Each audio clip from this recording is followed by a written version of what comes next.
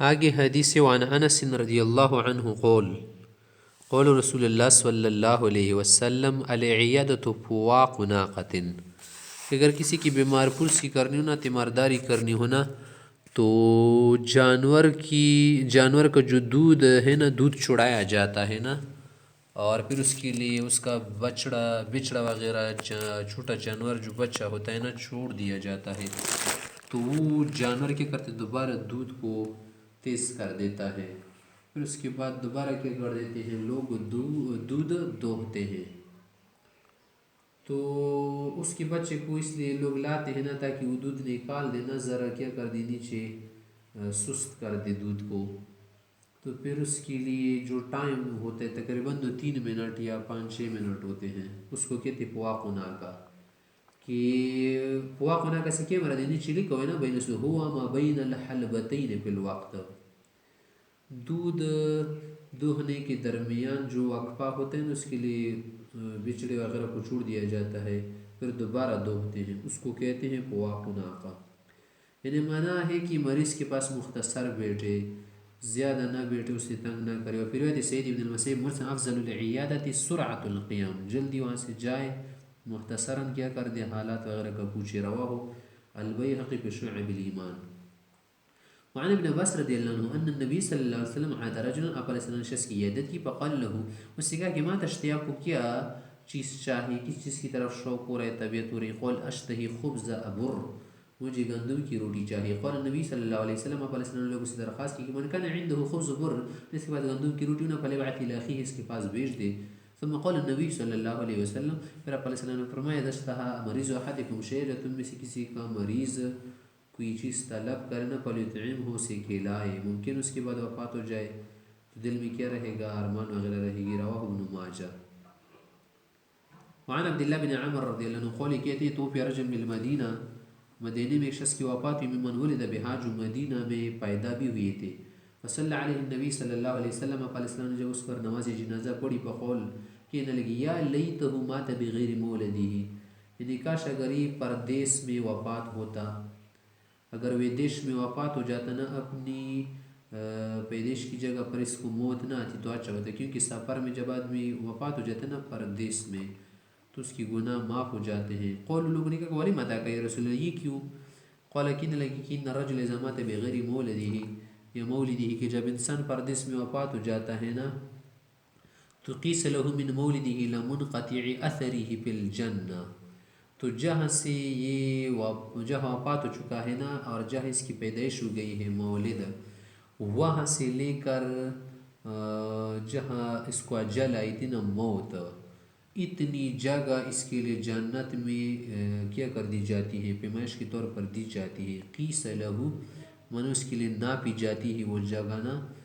ناپنے کے بعد اس کو اتنی جگہ جنت میں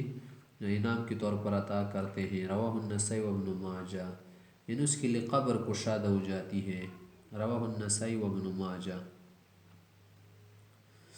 وعن ابن عباس رضی اللہ عنہ قول، قول رسول اللہ صلی اللہ علیہ وسلم، آپ علیہ السلام نے فرمایا موت غربت شہادہ، پردیس کی موت، پردیس میں وفات ہو جانا، مر جانا، یہ بھی ایک شہادت ہے کہ اس میں انسان کیا ہوتا ہے، اپنوں کے دیکھنے کی تمنا کرتا ہے، رواہ ابن ماجہ۔ اس کے پاس کوئی اپنا نہیں ہوتا نا کہ اسے کیا کر دے، دلاسا دے، اور اس کو کیا کرے، ذرا اس کے دل کو ہلکا کر دے، تو ایسا نہیں ہوتا، اس لیے یہ بھی ثواب لکھا جاتا ہے۔ وعن ابی ہریرہ رضی اللہ عنہ قول، قول رسول اللہ صلی اللہ علیہ وسلم من مات مریضا مات شہیدا، جو سخت بیماری کی حالت میں مرے تو گویا شہید ہے، منا آخرت میں اسے ثواب ملے گا۔ ووقع فتنة القبر، قبر کے عذاب سے محفوظ ہوگا۔ وغدی ورحی علیہ، وغدی وریح علیہ برزقہ من الجنہ، صبح شام اسے جنت سے کھلایا جاتا ہے، رواہ ابن ماجہ والبیہقی فی شعب الایمان۔ اس کی جو کیفیت ہے وہ ہمیں معلوم نہیں۔ وعن الارباز بن ساریہ رضی اللہ عنہ ان رسول اللہ صلی اللہ علیہ وسلم قال، ارباز سے کہتے ہیں کہ آپ علیہ السلام نے فرمایا یختصم الشہداء والمتوفون على فرشهم الى ربنا عز وجل، کہ شہید لوگ اور جو لوگ بستروں پر وفات ہو چکے ہونا، وہ پروردگار عالم کے پاس خصومت لے جائیں گے آپس میں کیا ہوگا، ان کا تنازع ہوگا۔ فی الذین، ان لوگوں کے متعلق یتوفون فی الطاعون، جو طاعون میں وفات ہو، فیقول الشہداء، شہید لوگ کہیں گے کہ اخواننا، یہ تو ہمارے بھائی ہیں، قتلوا کما قتلنا، جس سے ہم شہید ہو گئے ہیں، زخمی ہو کر مرے ہیں، تو ان کی بھی تو ایسی وفات ہوئی ہے۔ ویقول المتوفون، اور جو بستروں پر صحیح حالت میں مر گئے ہونا، وہ کہیں گے کہ اخواننا، یہ تو ہمارے پاس ہونے چاہے، ہماری پارٹی میں شامل ہونے چاہیے، کیونکہ ماتوا علی فرشہم کما متنا یموتنا، جیسے ہماری وفات ہوگی ان کی بھی تو ہو گئی ہے نا، کوئی مشکل تو نہیں جی لی انہوں نے۔ فیقول ربنا، اللہ تعالیٰ فرمائیں گے انظروا الی جراحتہم، ان کے زخموں کی طرف ذرا دیکھو،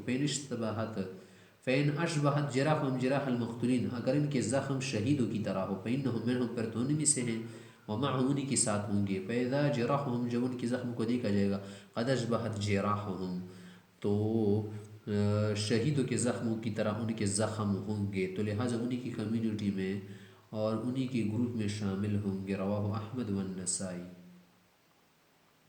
وعن جابر رضی اللہ عنہ ان رسول اللہ صلی اللہ علیہ وسلم قال الفار من الطاعون، وہ جو طاعون وغیرہ وبا سے بھاگ جائے نا، اس اندیشے سے کہ میں مر جاؤں گا تو موت اس میں تھوڑی لگی ہے، کل فار من الزحف، یہ سہیں گویا کہ یہ جنگ سے بھاگ رہے، جب جنگ میں کیا ہو، افراد پورے ہونا دشمن کے مقابلے میں کم نہ ہو، تو بھاگنا کیا ہے، گناہ کبیرہ ہے۔ والصابر فیہ، اور جس میں کیا رہے، ڈٹ کر رہے، عقیدہ اس کا درست، الحجر شہید، اگر وفات ہو جائے نا تو اس کو شہید کا اجر دیا جائے گا۔ رواہ احمد۔ اب آگے ہے باب تمنی الموت و ذکرہ، کہ موت کی تمنا کرنا اور موت کا یاد رکھنا، اب اس کو ذکر کر رہے ہیں۔ موت کی تمنا دین سے، دین میں اگر فتنے میں مبتلا ہو رہا ہو نا، یا گناہ میں پڑ رہا ہو، یا کوئی اور وجہ ہونا، تو پھر موت کی تمنا کر سکتے، لیکن اگر ایسی بات نہ ہو، دنیا کی مسائل سے تنگ آ کر موت کی تمنا جائز نہیں۔ اس کے علاوہ موت کو یاد رکھنا اور موت کی سختیاں یاد رکھنا، یہ بہت اچھی بات ہے کہ اس سے انسان کی لذتیں، شہوتیں کم ہو جاتی ہے، آخرت انسان کو یاد رہتی ہے، اور آخرت کی طرف اس کی توجہ زیادہ ہو جاتی ہے۔ الفصل الاول، عن ابی ہریرہ رضی اللہ تعالیٰ عنہ قال قول رسول اللہ صلی اللہ علیہ وسلم، آپ علیہ السلام نے فرمایا، لا یتمنى احدکم الموت، کہ تم میں سے کوئی موت کی تمنا نہ کرے، اما محسن، اگر اچھا آدمی ہونا، نیک عمل ہو، فلعل یزداد خیرا، ممکن ہے اور زیادہ خیر کے کام کرے، اما مسیح، اگر برا آدمی ہو تو فلعل یستعتب، ہو سکتے کہ کیا کرے، خود کو ملامت کرے، معافی مانگے، استغفار وغیرہ کرے۔ رواہ البخاری۔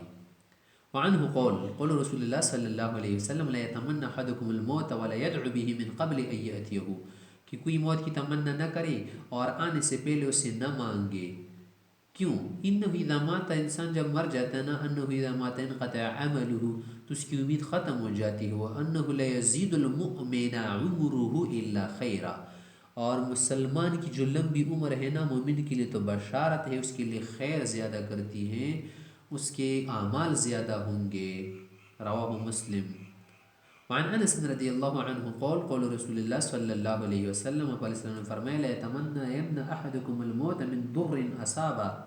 بلکہ جب کوئی تکلیف مصیبت دنیا کی پہنچے ہے نا، تو اسی وجہ سے موت نہ مانگے، موت کو طلب نہ کرے، فإن كان لابد فاعلا، اگر کہنا ہی ہے اسے موت یہ مانگتا ہے، تو فلیقل، پھر یہ دعا کرے جو بہت مناسب دعا ہے، بہت کیا ہے بہتر اور عمدہ ہے، کہ اللہم احیینی ما کانت الحیاة خیرا لی،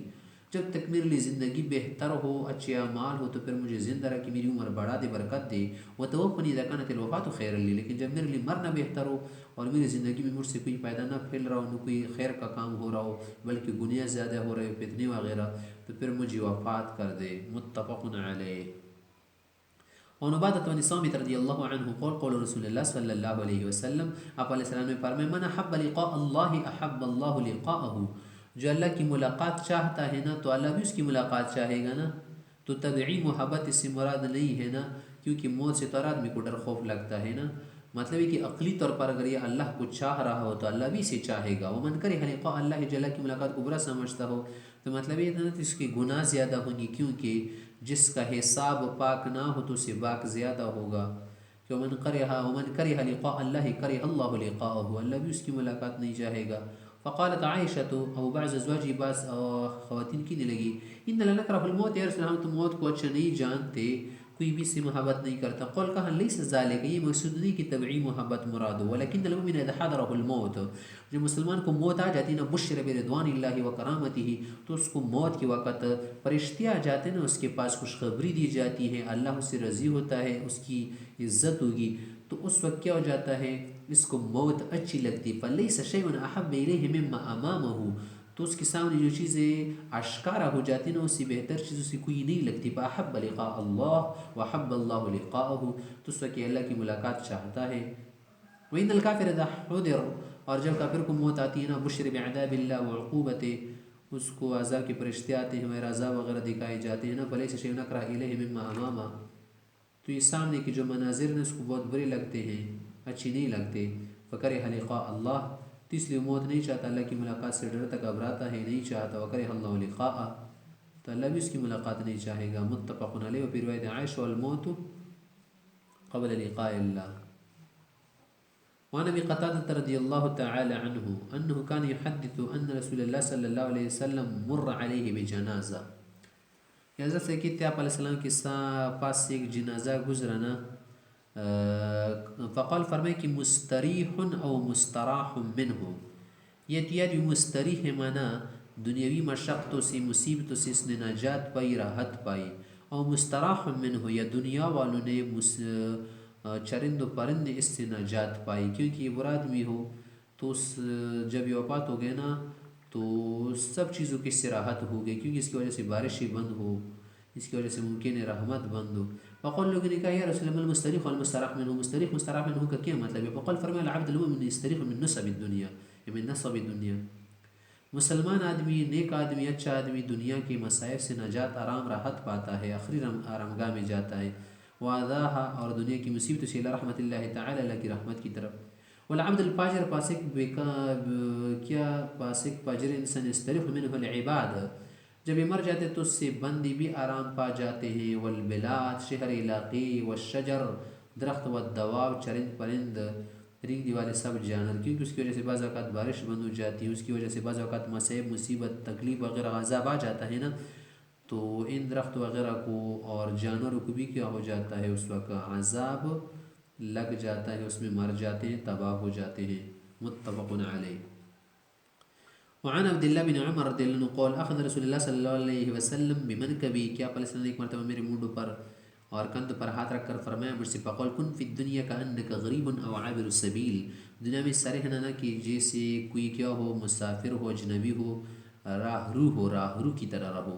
وکان ابن عمر یقول، اور ابن عمر سے پھر ان باتوں کی بات یہ کہا کرتے تھے لوگوں سے، ساتھی اسی کے زام سے، فلا تنتظر الصباح، جب صبح ہونا یا شام ہو تو صبح کا منتظر نہ رہنا. وإذا اصبحت، جب صبح ہونا، فلا تنتظر المساء، تو شام کا منتظر نہ رہنا. وخذ من صحتک لمرضک، صحت میں بیماری کے لیے کچھ کام کرو. من حیاتک لموتک، اور زندگی میں موت کے لیے کچھ بناؤ. رواہ البخاری. وعن جابر قال سمعت رسول اللہ صلی اللہ علیہ وسلم قبل موتی بثلاثة ایام یقول، کہ نبی علیہ السلام کو وفات ہونے سے 3 دن پہلے یہ فرماتے ہوئے سنا کہ کہہ رہے تھے لا یموتن احدکم الا ویحسن الظن باللہ، کہ تم میں سے کوئی بھی وفات نہ ہو جائے مگر اس حالت میں کہ وہ اللہ پر اچھا گمان رکھے. رواہ مسلم. الفصل الثانی. عن معاذ بن جبل رضی اللہ عنہ قال قول رسول اللہ صلی اللہ علیہ وسلم، یہ حضرت سے فرماتے کہ آپ علیہ السلام نے فرمایا ان شئتم انباتکم، اگر تم چاہتے میں تمہیں بتاؤں سب سے پہلی والی چیز جو اللہ تعالیٰ مسلمانوں سے فرمائیں گے قیامت کے دن. ما اول ما یقول اللہ للمؤمنین یوم القیامہ، وہ پہلی بات جو اللہ تعالیٰ مسلمانوں سے کہیں گے. وما اول ما یقولون له، اور پہلی بات جو مسلمان جواب میں کہیں گے. قلنا، نے کہا کہ نعم یا رسول اللہ، بتاؤ کیا بات ہے. قال، فرمائے کہ ان اللہ یقول للمؤمنین، اللہ مسلمانوں سے کہیں گے کہ حل احببتم، لکھا ہے کیا میری ملاقات تم کو اچھی لگی؟ فیقولنا، کہیں گے نعم یا ربنا، کیوں نہیں اچھی لگی، بہت اچھی لگی، کہ بہت بے نظیر تھی. فیقولنا، کہیں گے لما، فیقول، کہیں گے لما، کیوں اور کیسے؟ فیقولنا، کہیں گے رجونا عفوک، ہم نے آپ کی عفو کی امید رکھی، و مغفرتک، آپ کی مغفرت کی، اور اس لیے بھی اچھی لگی. فیقول، اللہ تعالیٰ کہیں گے کہ قد وجبت لکم مغفرتی، میری مغفرت تم لوگ کے لیے ہو گئی. وجبت انہیں ہو گئی، بس واجب ہو گئی. رواہ فی شرح السنہ وابن نعیم فی الحلیہ. وعن ابی ہریرہ رضی اللہ عنہ قال قول رسول اللہ صلی اللہ علیہ وسلم، علیہ السلام کا ارشاد ہے کہ اکثروا ذکر حاتم اللذات، کہ لذتوں کو ختم کرنے والی چیز، لذتوں سے دل بھر جانے کے لیے جو چیز نا کہ جس سے تمہارا دل بھر جائے ان شوقوں سے، ان رغبتوں سے، ان شہوات سے اور نفسانی حضوص سے، تو وہ چیز کیا ہے؟ الموت، موت ہے، اسے یاد کیا کرو۔ رواہ الترمذی والنسائی وابن ماجہ۔ وعن ابن مسعود رضی اللہ عنہ ان نبی اللہ صلی اللہ علیہ وسلم قال ذات یوم لاصحابہ، ایک مرتبہ آپ علیہ السلام نے اپنے صحابہ سے فرمایا کہ استحی من اللہ حق الحیا، اللہ سے ایسی حیا شرم کرو جیسے کرنے کا حق ہے۔ قالوا نے کہا کہ اننا نستحی من اللہ یا نبی اللہ والحمد للہ، ہمیں تعالیٰ سے شرم آتی ہے یا رسول اللہ۔ قال فرمائے لیس ذاک، میرا یہ مقصد نہیں، لیس ذالک زبانی حیا یا شرم مراد نہیں ہے۔ شرم اور حیا تو یہ ہے کہ ولیکن من استحیا من اللہ حق الحیا، جو آدمی صحیح معنوں میں اللہ سے شرما رہا ہو نا، شرماتا ہو، تو شرم کی علامت اور شرم یہ ہے کہ فلیحفظ الرأس وما وعى، وہ اپنے سر کی حفاظت کرے، سر میں جو چیزیں لگی ہے، آنکھ، ناک، منہ، کیا کان، ان چیزوں کو گناہوں سے محفوظ رکھے۔ تو یہ اللہ سے شرمانا ہے نا۔ اگر مجھ سے آدمی کہے میں تو بہت اللہ سے شرماتا ہوں، شرماتا کیسے؟ تم تو گانے بھی سنتے ہو، گناہ بھی کرتے ہو، ہر طرح کے مجھ سے کیا کر رہے ہو، بول رہے ہو، تو شرم نہیں ہوئی نا۔ اس طرح وَلْيَحْفَظِ الْبَطْنَ وَمَا حَوَى، پیٹ اور پیٹ کے اندر اور پیٹ کے ارد گرد جو کیا ہے شرمگاہ آخر ہے، ان کی حفاظت کرے تب یہ شرمانا ہے۔ وَلْيَذْكُرِ الْمَوْتَ وَالْبِلَا، اور یاد رکھے موت کو یاد کیا کرے، والبلا، اور بسیدہ ہونے کو۔ وَمَنْ أَرَادَ الْآخِرَةَ، جو آدمی آخرت کا مرید ہوتا ہے نا، سچا آخرت کا کیا ہوتا ہے، محب ہوتا ہے، ترک زینت الدنیا، وہ دنیا کی زینت، نمائش وغیرہ زیبائش کو چھوڑ دیتا ہے۔ فَمَنْ فَعَلَ ذَلِكَ، جو ایسا کرتا ہے نا، فَقَدْ اسْتَحْيَا مِنَ اللَّهِ حَقَّ الْحَيَاءِ، تو صحیح معنوں میں یہ آدمی اللہ سے شرمانے والا ہوتا ہے۔ رواہ احمد والترمذی وقال هذا حدیث غریب۔ وعن عبد الله بن عمر رضی اللہ عنہ قال قال رسول اللہ صلی اللہ علیہ وسلم تحفۃ المؤمن الموت، کہ مسلمان کے لیے کیا ہے یہ موت تحفہ ہے، کیونکہ آگے اللہ ہی کے ساتھ ملنا ہوتا ہے نا، موت کے بغیر تو نہیں جا سکتا۔ موت کیا ہے؟ ایک پل ہے دوسری کی طرف۔ الموت جسر یوصل الحبیب الی الحبیب، رواہ البیہقی فی شعب الایمان، یعنی موت کے بغیر تو سعادت کبریٰ نہیں حاصل کر سکتا، درجات علیاء یہ کہاں حاصل کر پائے گا، جنتی نعیم کیسے جائے گا جب مرے گا نہیں۔ تو اس اعتبار سے کیا ہے یہ تحفہ ہے، مسلمان کے لیے خوشخبری ہے۔ وعن بریدہ رضی اللہ تعالیٰ عنہ قول قول رسول اللہ صلی اللہ علیہ وسلم، آپ علیہ السلام نے فرمایا المؤمن یموت بعرق الجبین، کہ مسلمان پیشانی کے پسینے سے مرتا ہے۔ پیشانی کی پسینے سے مرنے کا مقصد یہ ہوتا ہے نا کہ جب یہ مرتا ہے تو اس کے ماتھے سے پسینہ نکالتا ہے، یعنی بڑی مشکل سے اس کو موت آتی ہے۔ رواہ الترمذی والنسائی وابن ماجہ۔ تو یہ کنایہ بھی ہے کسی کی شدت موت سے، کہ مسلمان کی موت سخت ہوتی تاکہ اس کی گناہ معاف کی جائے اور درجات بلند کی جائے، یا یہ مطلب ہے کہ مسلمان زندگی میں جب اس کی موت آتی نا تو بہت سارے مسائل کا سامنا اس نے کیا ہوتا ہے، اس کی زندگی میں حلال تلاش کرنا اور اچھے کام کرنے سے مشقت ہوتی ہے نا، تو عرق الجبین کا یہ معنی ہے۔ جیسے لوگ کہتے ہیں تمہیں پسینہ بہانا پڑے گا، پسینہ بہانے کا کیا معنی ہے؟ تمہیں مشقتیں اٹھانی ہوگی۔ وعن عبد اللہ بن خالد رضی اللہ عنہ قال قال رسول اللہ صلی اللہ علیہ وسلم موت الفجعت، اچانک آنا موت کا نا، اخذت الاسف، یہ غضب کی موت ہے، افسوس کی موت ہے، کہ آدمی کو توبہ استغفار کی مدت نہیں ملتی۔ رواہ ابو داؤد وزاد البیہقی فی شعب الایمان ورزین فی کتابہ اخذت الاسف للکافر ورحمۃ للمؤمن، یہ جگہ ہے کہ اچانک موت کا آنا کافر کے لیے تو کیا ہے افسوس کی بات ہے، اور مسلمان کے لیے رحمت کی بات ہے۔ تو حدیث کا جو اگلا والا حصہ ہے نا، پچھلے والے حصے کی کیا ہے، کچھ سا تعارض لگ رہا ہے، لیکن ایسا نہیں مانا ہے کہ اچانک موت آ جائے، اچانک آدمی مر جائے، جیسے ہارٹ اٹیک ہو جائے، تو یہ اللہ تعالیٰ کے غضب کے آثار میں سے ہے کہ اسے اتنا موقع نہیں ملا کہ توبہ وغیرہ عمل صالح کر سکے۔ دوسرے حضرات فرماتے کہ اگر اچھی مسلمان کے لائے نا تو پھر رحمت کی بات ہوگی، لیکن کافر وغیرہ فاجر شخص کے لیے پھر کیا ہوگا، غضب کے اثرات میں سے ہیں۔ وعن انس رضی اللہ عنہ قول، یہ فرماتے کہ دخل النبی صلی اللہ علیہ وسلم علی شاب منه فی الموت، کہ ایک جوان تھا جان کنی کی حالت میں تھا، آپ علیہ السلام اس کے پاس آئے، فقول کہا کئی پتہ جدو کہ آپ کو اب کیسے لگ رہا ہے، یعنی کیا ہو رہا ہے آپ کو، اس تکلیف میں تو نہیں نا؟ قولو کہنے لگے کہ الحمدللہ ارجو اللہ یا رسول اللہ، اللہ سے امید ہے، وانا خاف ذنوبی گناہوں کا ڈر بھی ہے، یعنی خوف اور رجا دونوں ہیں۔ وقول رسول اللہ صلی اللہ علیہ وسلم، آپ علیہ السلام فرمائے کہ لا یجتمعان فی قلب عبد فی مثل هذا الموطن، کہ اس موت کے موقع پر جب مسلمان کے دل میں دونوں چیزیں جمع ہو جاتی نا، خوف اور رجا جمع نہیں ہوتی، جب جمع ہو جاتی نا، الا اعطاہ اللہ ما یرجو، کہ جن چیزوں کو یہ امید رکھتا ہے نا وہ تو اسے ملے گی، وآمنہ مما یخاف، اور جن چیزوں سے ڈرتا ہے اللہ اسے امن میں رکھے گا۔ رواہ الترمذی وابن ماجہ وقال الترمذی هذا حدیث غریب۔ الفصل الثالث، عن جابر رضی اللہ عنہ قول قول رسول اللہ صلی اللہ علیہ وسلم، لا تمنوا الموت، موت کی تمنا نہ کرو، فإن حول المطلع، کہ جس کو موت آ جاتی ہے نا جھانکنے کے وقت، مانا ہے کہ سکرات الموت شدید بہت سخت ہے، وإن من السعادت، اور اس سعادت ایک وقتی کی بات ہے، یطول عمر العبد، مسلمان بندی کی عمر کیا ہو لمبی ہو، یرزقہ اللہ عز وجل علیہ نابا، اور اللہ زندگی میں اسے نابت توفیق رجوع نصیب فرمائے۔ رواہ احمد۔ وعن ابی امامہ قول، ابو امامہ سے کہتے کہ جلسنا الی رسول اللہ صلی اللہ علیہ وسلم، ہم ایک مرتبہ علیہ السلام کے ساتھ مجلس میں بیٹھے تھے، فذکرنا ورققنا، ہمیں ذکر، ہمیں نصیحت وغیرہ پند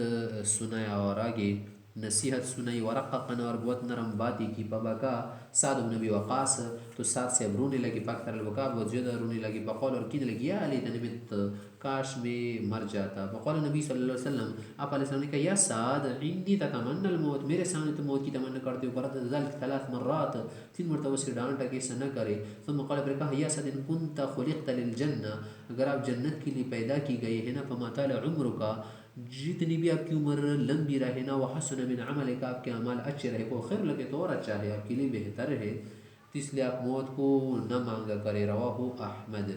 من حارثة بن مضرب قول، حارثہ سے کہتے ہیں کہ دخلت علی خباب، میں خباب صاحب کے پاس گیا، وقد اکتوى سبعا، اور 7 جگہ وہ داغے گئے تھے نا کمر پر، فقال، کہا کہ لولا انی سمعت رسول اللہ صلی اللہ علیہ وسلم یقول، اگر آپ علیہ السلام کے ارشاد میں نہ سنا ہوا ہوتا نا کہ لا یتمنى احدکم الموت، کہ کوئی موت کی تمنا نہ کرے نا، اگر یہ بات نہ ہوتی نا لتمنیت، تو میں موت کی تمنا کرتا، ولقد رأیتنی مع رسول اللہ صلی اللہ علیہ وسلم، اور میں نے خود کو اس زمانے میں علیہ السلام کے ساتھ دیکھا ہے، سبق بھی گزرا تھا کہ ما املک الدرہما، میرے پاس ایک درہم بھی نہیں تھا، وَإِنَّ فِي جَانِبِ بَيْتِ الْآن ل40,000 درہم،